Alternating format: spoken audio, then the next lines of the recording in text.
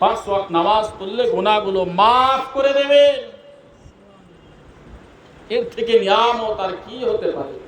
সারাদিন খাটাখাটনি করেছে, সারাদিন আপনার শরীর দুর্বল হয়ে গেছে, আপনি নামাজের ভিতরে যে ঢুকবেন তখন আপনার মনে হবে একটু শরীরের ভিতরে প্রশান্তি এলো, শান্তি এলো, শরীরের ভিতরে একটু শান্তি ফিরে পেয়েছি। কেন?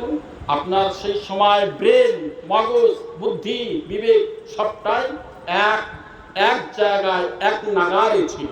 কিভাবে? আপনি যখন নামাজ পড়িয়েছেন দুনিয়ার চিন্তা আপনার ভেতর নেই।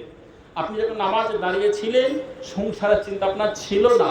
আপনি যখন নামাজে দাঁড়িয়েছিলেন আপনার পরিবারের চিন্তা আপনার মাথায় ছিল না। আপনি যখন নামাজে দাঁড়িয়েছিলেন সন্তানাদের কথা মাথায় ছিল না। একটাই ছিল, আমি নামাজ পড়তে এসেছি, 2 রাকাত করব, আল্লাহকে খুশি করব, খুশি করে বাড়ি ফিরে চলে যাব। সুবহানাল্লাহ। এই জন্যই তার একটা চিন্তা মাথায় থাকার জন্য শরীরের ভিতরে প্রশান্তি নেমে এসেছে, শান্তি নেমে এসেছে। সুবহানাল্লাহ। তা মানুষের শান্তিতে এইভাবেই নেমে আসে, তাই তো না? হেনা সোয়ান যুবকেরা, সোনার মালিকেরা, শরীরকে রাঙিয়ে খেয়ে দেন। আল্লাহর নবীর সাহাবী হযরত আবু হুরায়রা রাদিয়াল্লাহু তাআলা তিনি বর্ণনা করেন, না আল্লাহর নবী একদিন প্রশ্ন ছুড়ে দিলেন, ও সাহাবীরা, আমি তোমাদের এখানে প্রশ্ন করব, তোমরা কি আমার প্রশ্নের উত্তর দিতে পারবে?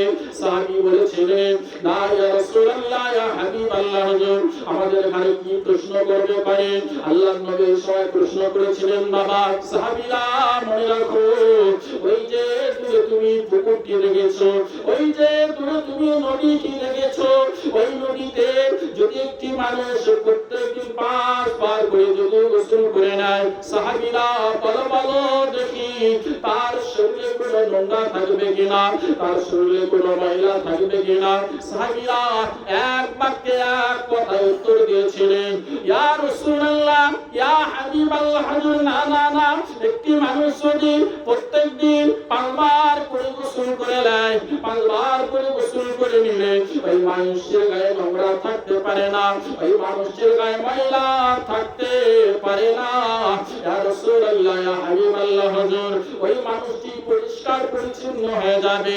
ওই সময় আল্লাহ নবী বলেছিলেন, বাবা সাহাবীরা মনে রাখো, 5 বার করে গোসল করলে যেমনি ময়লা থাকতে পারে না, 5 বার করে গোসল করলে তোমার শরীরে নোংরা থাকবে না।